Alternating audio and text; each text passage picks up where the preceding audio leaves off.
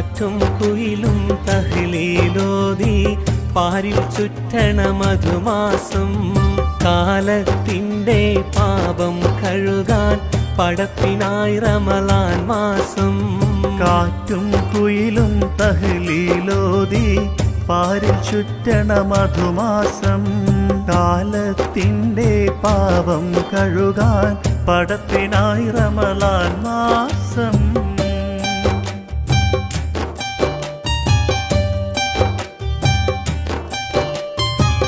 30 നാളിലെ നോമ്പിൻ പോരിഷ